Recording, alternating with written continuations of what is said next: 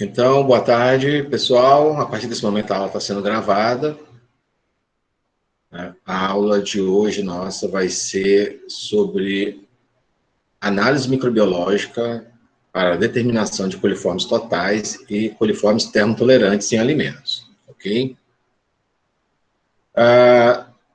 Na natureza, existem mais de 600 tipos diferentes de micro-organismos de tipo de coliformes, né? Sendo que eles têm importância na área de alimentos, porque no caso dos coliformes termotolerantes, eles estão diretamente ligados ao trato intestinal dos animais e são chamados de coliformes fecais. Então, se aparecer em alimento, né, é indicativo de que em algum momento do processo do preparo ou do manuseio do alimento, ele foi contaminado ou entrou em contato com coliforme fecal. Geralmente, essa contaminação se dá através do operador, ou seja, da pessoa que manipula o alimento. Para fazer essa análise, então a gente utiliza algumas técnicas básicas, né? Aqui a gente vai aprender a técnica do número mais provável, que é a determinação do NMP por grama, ou seja, número mais provável de micro-organismo por grama de amostra. Essa análise, ela é bem precisa, ela tem 95% de certeza, assim, de que os resultados que você está obtendo são reais, né? E isso deixa a gente bastante confiante para utilizá-la. Inclusive, tanto a Anvisa quanto a Funasa, né? A Anvisa para alimentos e a Funasa para o controle de água, eles estabelecem o coliforme fecal para controle, um parâmetro de controle de qualidade. Inclusive, a contaminação, a presença ou não de coliformes na água é dado como um parâmetro de potabilidade da água. Bem, antes de a gente começar a fazer a análise de coliforme total, a gente precisa preparar a amostra, né? Eu vou dar o exemplo, vou exemplificar aqui o caso do projeto do Thales, que fica bem fácil para vocês perceberem como que isso vai envolvendo a análise. O projeto dele era a utilização de farinha de banana com casca e sem casca na produção de pães. Então, como uma parte das amostras, uma parte da farinha ia usar a casca, e a casca está exposta ao ambiente, à manipulação, ao contato com as superfícies que têm sujidades, ele tinha que garantir que, na hora de preparar a farinha, não houvesse nenhum tipo de contaminação nessa casca. Então, o que é que ele fez? Mergulhou as bananas numa solução de cloro 100 mg por litro por 15 minutos, deixou agindo, depois enxaguou, e aí começou a tomar todos os procedimentos de boas práticas de fabricação, né? Inclusive observando a análise de perigos e pontos críticos de controle, preparou a farinha, e aí essa farinha, antes de ser adicionada no pão, ele tinha que verificar se nela estava contaminado, tinha alguma contaminação, que ele não tinha percebido, que tinha deixado passar no processo de sanitização. Então, para isso, a gente precisa preparar a amostra, tá? Teve um caso bem interessante das meninas da zootecnia, elas trabalharam com banana também, mas era uma vitamina de banana, e a aceitação dela entre a vitamina com leite de vaca e leite de soja, extrato de soja. E elas fizeram tudo direitinho, toda a parte de limpeza, sanitização, processamento, tudo bonitinho, todo mundo de luva. E quando elas fizeram a análise de coliforme, deu positivo em todas as amostras, né? E ela falou, professor, não é possível, a gente fez de tudo isso, lavamos o copo do liquidificador e os utensílios, botamos na solução tal. Aí eu olhei assim, e elas começaram a explicar que uma pegava o produto, a outra colocava lá, e a outra só ligava o liquidificador. Elas esqueceram do motor do liquidificador. O botão onde você aperta para ligar e desligar o liquidificador estava contaminado. Aquele foco foi que espalhou para as amostras todinho. Tá? Para vocês verem o tanto que um descuido de uma coisa tão boba, elas lavaram o copo que entra em contato diretamente com o produto, mas esqueceram do motor. Tá? Então, na hora de preparar a amostra e manipular o alimento, você tem que ter muito cuidado. Tá? Inclusive na hora que for pesar. O recomendado aqui, vocês veem, o Thales está pesando a amostra de farinha deles. Quando você for pesar a amostra de vocês, utilizem máscara, tá? Porque se vocês precisarem falar no momento, a saliva de vocês pode ser foco de contaminação para a sua amostra. Bem, a análise de coliforme, ela se baseia no uso de meios de cultura para fazer o micro-organismo se desenvolver, né? Alguns deles são de meio de cultura geral e outros são meios seletivos. O que é um meio seletivo? é que ele consegue eliminar determinados grupos de micro-organismos e selecionar o que você quer de interesse, que você tem interesse.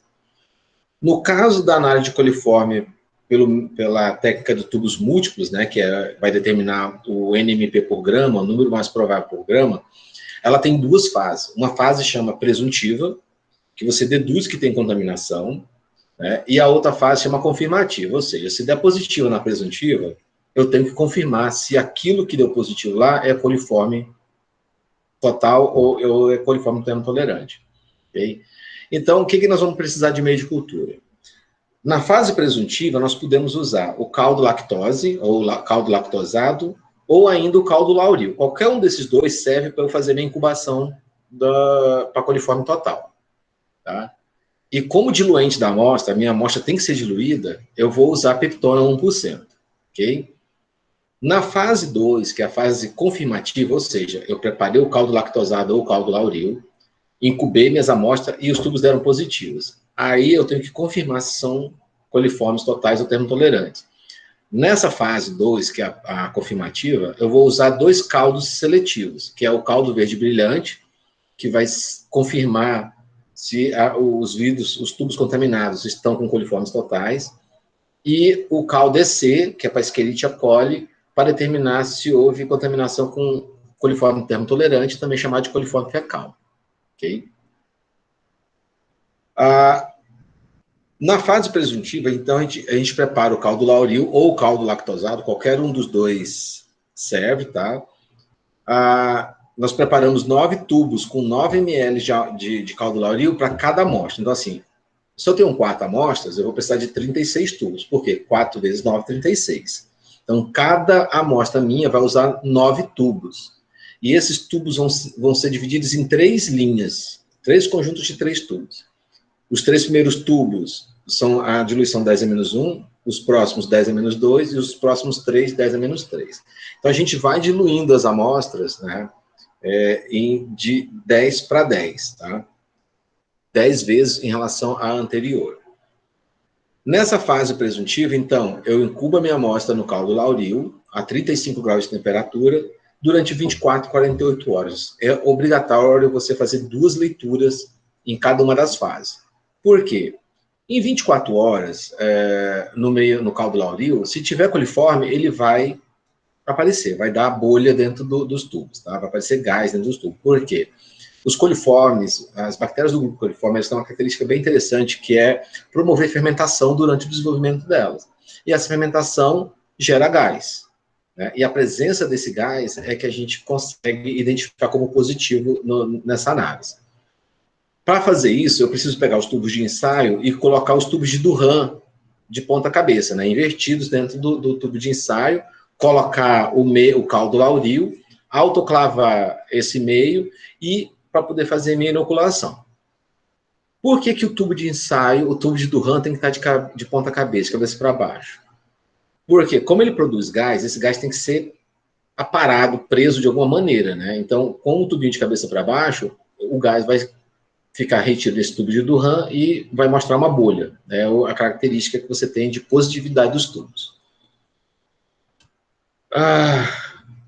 Após ser autoclavado, o caldo lauril, então, vai para a geladeira, porque você prepara ele antes, né, de começar a inoculação. Por exemplo, se você for começar a sua análise numa segunda-feira, na sexta anterior ou no fim de semana anterior, você tem que ir para o laboratório, preparar o meio de cultura todinho, autoclavar, colocar na geladeira. Na geladeira, você tem que colocar seu nome, data e, se possível, o nome do projeto, tá? Se é PIBIC, PIBIT, para poder ficar identificado. Os técnicos dos laboratórios, eles fazem o seguinte: qualquer material dentro da geladeira que não esteja identificado é autoclavado e descartado. Então, se vocês esquecerem de colocar a etiqueta, vai ser jogado fora, tá? Então, preparei o caldo lauril, vou preparar meu diluente. A minha amostra, ela tem que ser diluída. No caso do Thales aqui, ele estava com farinha de banana verde, com casca e sem casca, eram 2 farinhas, eram 2 amostras, ele preparou 18 tubos. 9 com casca e 9 tubos para sem casca. E aí, para preparar a peptona, ele precisou de 2 Erlenmeyer, né? Deixa eu ver se tem aqui Tá vendo? A Ellemaia é esse azulzinho aqui, ó. Tá? Ele precisou de 2 Ellemaia de 250 ml, aonde ele colocou em cada um deles 225 ml de peptona 1%. Essa peptona também, a diluição dela é feita pelo cálculo lá, tipo, ele foi fazer 225, foi fazer 500 ml. Aí, para 1% de 500 ml, ele pesou 5 gramas, diluiu em 500 ml, e aí tinha a peptona 1%. Coloca no Zé Maia, tampa e leva para autoclavar também. 121 graus durante 20 minutos. Ok? Com a pressão de 1 atm lá. Depois que a peptona está preparada, o que eu vou fazer? Eu coloquei 225 ml de peptona em cada tubo, em cada Ellemaia. Porque eu vou pesar 25 gramas da minha amostra para colocar ali dentro. Ok? Então eu tenho 25 gramas da amostra e 225 ml de peptona. Somando os dois, eu tenho um volume total de 500, de 250. Então, eu tenho, como eu pesei 25 em 250 de volume final, eu tenho 1 para 10 já, a primeira diluição que a gente faz na nossa amostra. Vocês vão ver nesse esquema para frente aqui, ó, em análise de água, a própria Funasa também, ela utiliza esse padrão de diluição na peptona aqui, que são 10 gramas de amostra em 90 ml de peptona. A gente pode usar também, porque ele mantém a mesma proporção. 25 em 225 dá a mesma proporção de 10 em 90. Tá? Fica 1 para 10, porque o volume final vai ser 10 gramas da amostra em 100 ml, né? Que é 10 mais 90. Então, o que eu vou fazer? Eu peso a minha amostra. No nosso caso, como a gente utiliza a metodologia descrita por Silva, 1997, que é o padrão do nosso laboratório, a gente usa 25 gramas da amostra diluída em 225 ml de peptona 1%. Mas na Funasa, para água, eles usam 10 ml ou 10 gramas em 90 ml de peptona. Dá para fazer também, porque alguns trabalhos da Embrapa indicaram que essa redução na quantidade não muda o resultado da análise. Tá? Bem, e aí, após eu fazer essa diluição na peptona, eu vou retirar 1 ml de cada tubinho, de cada Ellemaia, e colocar nos 3 primeiros tubos 10 a menos 1 com caldo Lauril. Tá? Então, eu tirei 1 ml daqui, coloquei aqui, 1 ml aqui, 1 ml daqui, aqui. Bem, esses primeiros tubos aqui são a minha diluição 10 a menos 1.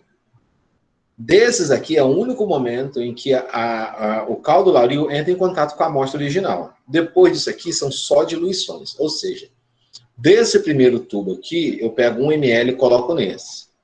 Agito, e desse aqui eu coloco nesse. Faço com o tubo do meio, tiro 1 ml daqui e coloco no do meio aqui. Agito, tiro 1 ml daqui.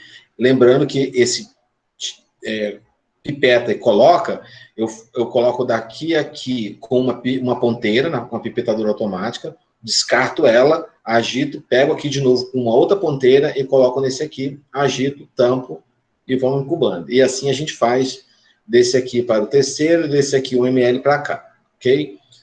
Inoculei as minhas amostras, 10 a menos 1, 10 a menos 2, 10 a menos 3, eu incubo por 35 a 35 graus, 24 a 48 horas na BOD, ok? Depois de 24, 48 horas, eu tenho esse aqui. Vamos dizer que apareceu aqui um exemplo. 2 tubos positivos na diluição 10 a menos 1, 2 tubos positivos na diluição 10 a menos 2. Nenhum tubo na diluição 10 a menos 3. Bem, como deu a presença de gás e turbidez no meu meio de cultura, né, que o meio é amarelado, transparente, e ele fica turvo, e aparecem as bolhas de gás dentro dos turbinhos de Durham, o que eu tenho que fazer? Eu estou na fase presuntiva. Então, esses positivos aqui, eu tenho que preparar para cada tubo positivo desse, eu tenho que preparar 2 meios de cultura.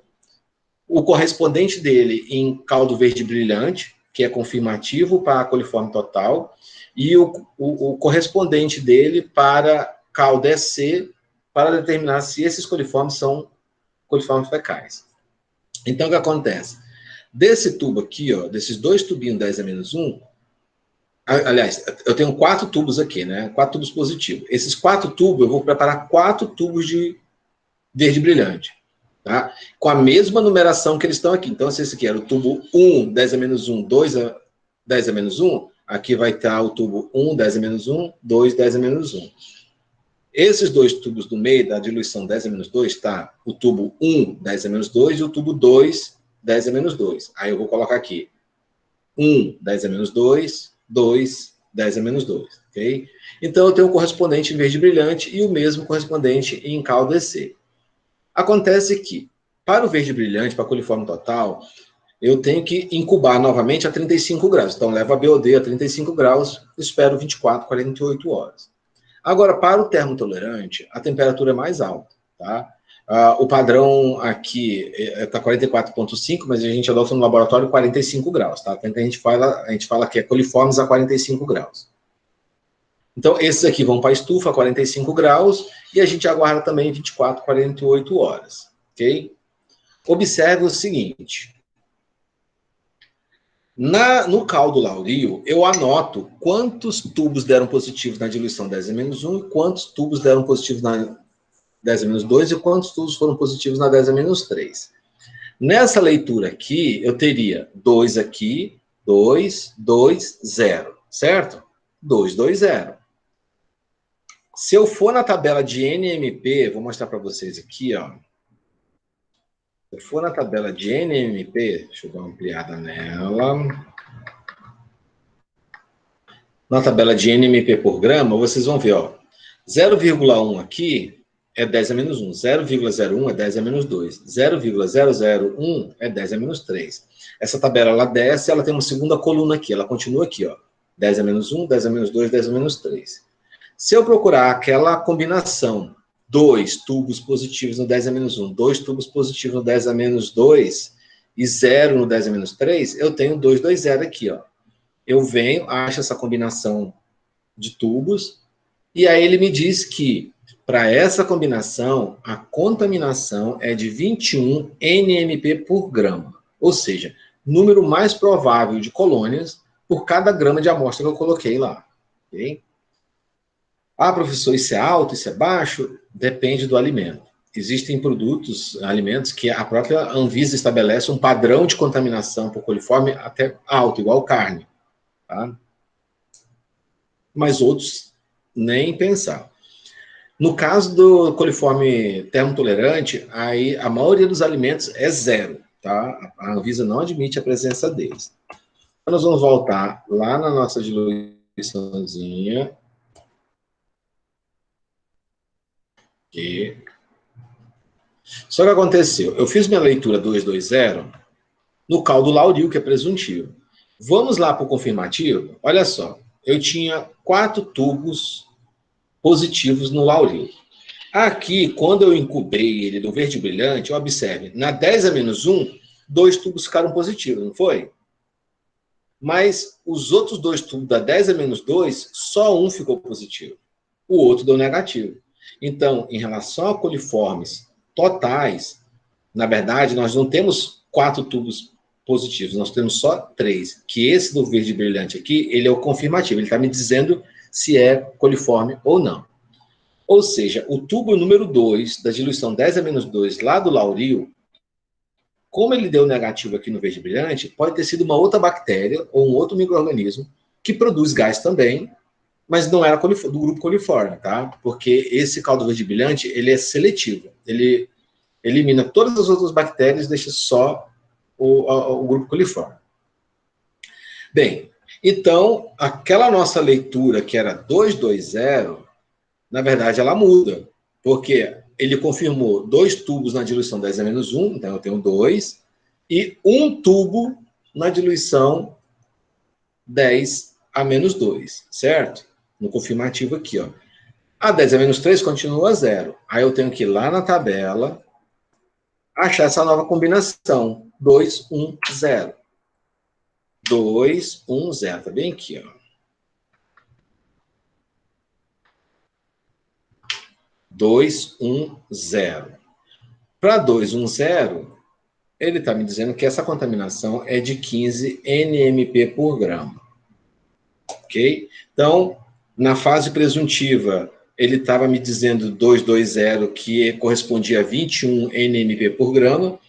Na hora que eu fiz o teste confirmativo, a combinação mudou para 210, porque 2 tubos positivos na 10 a menos 1 foram confirmados, e na 10-2, que eram 2 tubos, só um deu positivo no verde brilhante.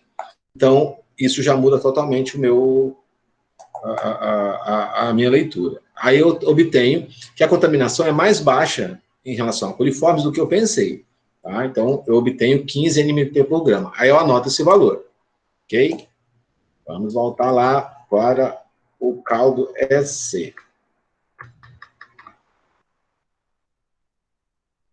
Olha só. Esse foi o confirmativo do verde brilhante para coliforme total. Vamos ver como ficou o resultado do caldo EC para os termotolerantes. Os 4 tubos positivos do caldo Lauril, eu inoculei eles no caldo EC. Incubei a 45 graus, 24, 48 horas. Observem que só um tubo foi positivo na diluição 10-1. Tá? Para coliforme termotolerante, eu teria, então, 1, 0, 0, 0. Tá? A presença desse coliforme termotolerante na minha amostra já me deixaria o alimento totalmente descartado, sabe? Eu não poderia utilizar, por exemplo, para preparar um alimento que fosse ser consumido de forma crua ou em baixa temperatura. Um alimento ainda que vá ser cozido em alta temperatura, ainda existe a possibilidade, tanto que em alguns casos, quando prepararam um pão, um biscoito, alguma coisa assim, depois eles fizeram no produto final e dá negativo. Nessa combinação 1-0 para o 1-0-0 para o termotolerante, vocês observem que 1-0-0 dá uma contaminação de 3,6 NMP por grama, que é, mesmo para termotolerante, é uma contaminação bastante baixa. Ok? Dúvidas até agora, meninas? Até agora, não. Também não. Beleza. Que bom. Então, olha só. Entenderam a diluição, como é que faz? O que é o teste presuntivo? O que é o teste confirmativo? Sim. Tá. Lembrando que isso aqui, gente, ó, leva a semana inteira. Lembra que eu falei que vocês têm que ir numa sexta-feira ou no fim de semana preparar o meio de cultura?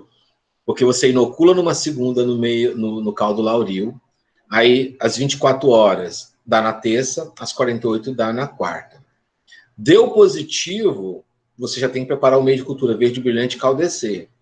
Inocula na quarta, quinta, 24 horas, sexta, 48 horas. Então, uma análise que começou numa sexta ou num fim de semana preparando meio de cultura vai terminar na sexta-feira. Ok? Dá trabalho, tem que inocular, tem que autoclavar. Para descartar o material, mesmo que ele dê negativo, você tem que autoclavar. Ah, professor, deu tudo zero, não deu contaminação. Tem que autoclavar no descarte também. É um cuidado que a gente tem que ter, tá?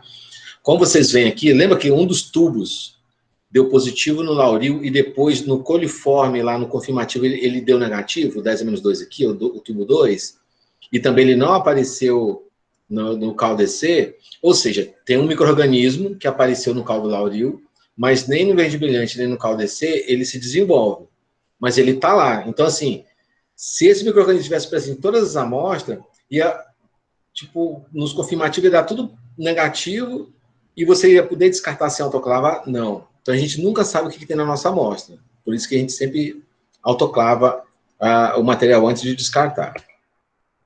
Então, aqui são as amostras já na incubação, né? A 35, 45 graus. Eu preparo o meio e aí eu tenho que fazer a inoculação. Olha como é que é a inoculação. Na fase presuntiva, eu chego cedo, pego todo o meu meio de cultura que já foi autoclavado, tá? O caldo Lauril, a peptona, as ponteiras, as pipetadoras, os beckers que eu vou usar para descartar as ponteiras, coloco tudo dentro da capela, fecho e ligo ultravioleta por 20 minutos. A única coisa que não vai nessa fase dentro da capela de fluxo laminar são as suas amostras, tá? Elas não podem ficar nem perto do UV. Depois que você esterilizou tudo com UV, aí que você dilui a sua amostra na peptona, inocula nos tubos de ensaio, seguindo aquele padrão que a gente viu no esquema lá atrás, e coloca para incubar 48 horas, tá? Nesse caso aqui, a gente vai estar usando uma pipetadora e ponteiras de 1 ml, ok? tirando 1 ml de dentro da peptona e colocando nos 3 primeiros tubos do caldo lauril. E depois trocando as ponteiras, sempre trocando as ponteiras, pegando as ponteiras dos 3 primeiros tubos e colocando os tubos correspondentes, diluição 10-1, 10-2, 10-3. Bem, essa é a fase presuntiva. Terminou a fase presuntiva, deu aqueles positivos no lauril, tá vendo? Tem uns tubos com gás aqui dentro. O que eu tenho que fazer? Preparar o verde brilhante e preparar o caldo EC, que são os confirmativos. E aí, nesse caso, eu não vou usar mais a ponteira para pipetar 1 ml. Eu vou usar as alças, né? Estéreis, esterilizadas, para tirar 0,1 ml de cada amostra e colocar no meu caldo seletivo correspondente, no caldo verde brilhante ou no caldo EC. Então, voltando para a figura aqui, ó, vocês lembram que para cada positivo que eu tive no lauril, eu tenho que preparar a mesma quantidade de tubos correspondentes em verde brilhante e a mesma quantidade em caldo EC. E aí, como é que eu faço? Eu pego uma alcinha, depois que já está positivo aqui, eu meto a alcinha aqui dentro, introduzo ela, tiro 0,1 ml e coloco no tubo 1. Descarta essa alcinha, pego do tubo 2, coloco aqui. E aí eu vou fazendo isso para os outros tubos, ok? No caldo lauril. Pego outras alças, coloco aqui e mergulho nos tubos correspondentes do caldo EC. Cuidado para não enganadamente, né, ou esquecidamente, pegar a mesma alcinha que você tirou a amostra e colocou no verde brilhante e colocar no caldo EC, tá? Dá ruim. Dá ruim. Dá certo. Estraga tudo. Você perde tudo. E aí, faz a leitura. Então, essa é a repicagem que a gente fala na fase confirmativa, que é utilizando o caldo verde brilhante e o caldo EC. Ok? Também é feito dentro da capela. Ok? Aí você tem o caldo verde brilhante e o caldo EC. Os positivos vão acusar gases, a presença de gás também, porque os tubos de Durham estão lá dentro de forma invertida, ok? E aí depois que você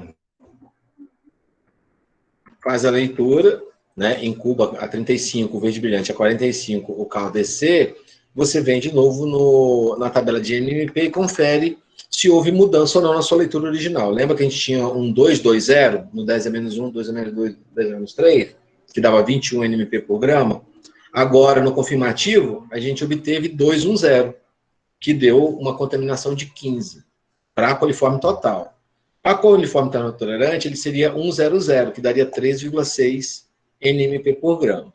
Ok? Alguma dúvida, meninas?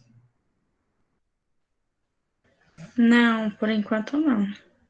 Bem, a outra análise de micro-organismo que a gente vai ter, microbiológico que a gente vai ser de PCA, vai ser na semana que vem, tá?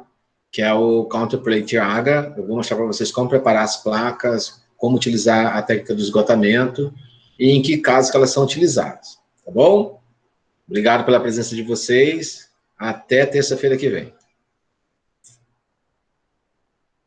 Tchau. Tchau.